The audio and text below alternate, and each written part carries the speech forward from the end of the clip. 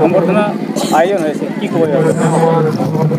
আজি এই শেৰফাংগুড়ি ফুটবল খেল প্ৰাংগণত বিভিন্ন আদিবাসীক প্ৰতিনিধিত্ব কৰা দল সংগঠন তথা শেৰফাংগুড়ি বৃহৎ আঞ্চলিক বেংটল আঞ্চলিকৰ অন্তৰ্গত আদিবাসী সমাজৰ তৰফৰ পৰা আজি যে আদিবাসী শান্তি চুক্তিৰ স্বাক্ষৰকাৰীক সম্বৰ্ধনা জনালে তাৰ কাৰণে মই ধন্যবাদ জ্ঞাপন কৰিছোঁ।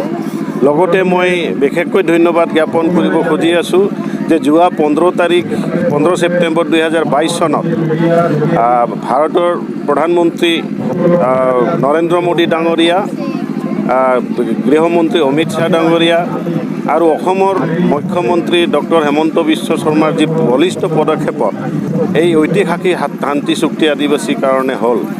আমি জানো যে এই শান্তি চুক্তি সচৰাচৰ বিদ্ৰোহী সংগঠনৰ লগত হয়, যদিও এই শান্তি চুক্তিৰ জৰিয়তে আনুষ্ঠানিকভাৱে বিদ্ৰোহী সংগঠনৰ কেডাৰ সদস্যক সংস্থাপনৰ কাৰণে যি সুযোগ দিলে, তাৰোপৰি এই বৃহৎ আদিবাসী জাতিটোকে একচুৱেলি অসমত মূল অসমীয়া জাতিৰ বৃহৎ অংগ হিচাপে মূল সুঁতিত জীয়াই থকাৰ বা আৰ্থসামাজিকভাৱে জীয়াই থকাৰ উন্নতি কৰাৰ কাৰণে এই চুক্তিখন দিলে, তাৰ কাৰণে ধন্যবাদ জ্ঞাপন কৰিছোঁ।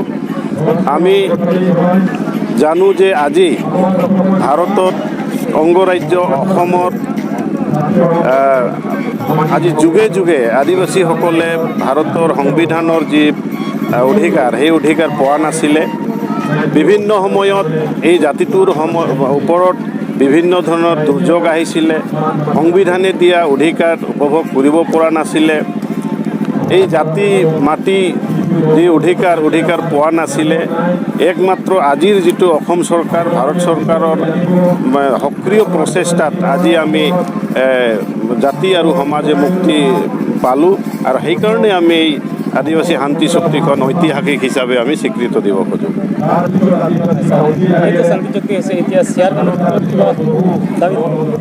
চাওক, এতিয়া এই জাতিটো কেতিয়া মানে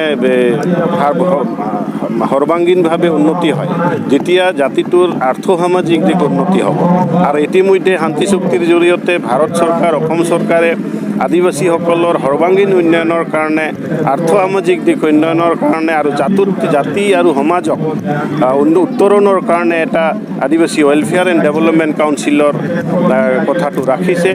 ইতিমধ্যে অহা এমাহৰ ভিতৰত আদিবাসী ৱেলফেয়াৰ এণ্ড ডেভেলপমেণ্ট কাউন্সিল গঠন হ'ব, আৰু এই কাউন্সিলৰ জৰিয়তে জাতিটোৱে শিক্ষাৰ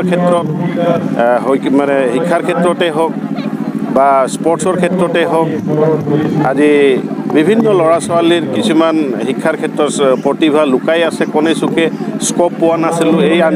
এই কল্যাণ পৰিষদৰ জৰিয়তে জাতিটোৱে, ছাত্ৰ ছাত্ৰীসকলে, আদিবাসীসকলে পঢ়াৰ এটা সুযোগ পাব, স্ক'প পাব, খেলা ধূলাৰ সুযোগ পাব আৰু আত্মনিৰ্ভৰশীল হোৱাৰ কাৰণে যিটো সুযোগ পাব। গতিকে আমি সঁচাকৈয়ে আশাবাদী, সঁচাকৈয়ে সুখী হৈছোঁ।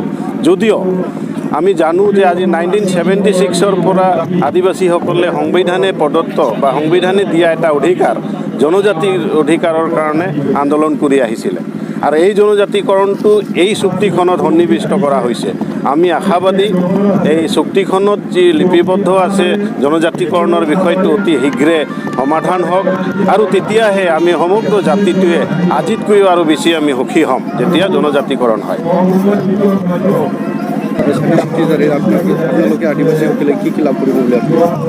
চাওক, এই চুক্তিখনত বিশেষকৈ আমাৰ ভূমিৰ অধিকাৰৰ ক্ষেত্ৰত দুটাকৈ ইতিমধ্যে যিটো অধিকাৰ, ভূমিৰ অধিকাৰ, সেই অধিকাৰটো সন্নিৱিষ্ট আছে।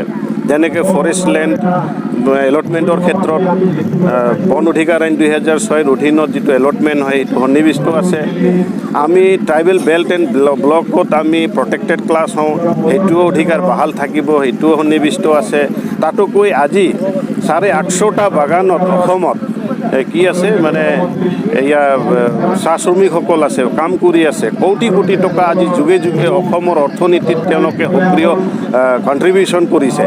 গতিকে তেওঁলোকৰ যি আশে পাশে থকা চাহ বাগানৰ আশে পাশে থকা নন প্লান্টেশ্যন চিলিং চাৰ্প্লাছ লেণ্ড যিটো আছে, সেই লেণ্ডটো এলটমেণ্ট হ'ব বুলি কৈছে।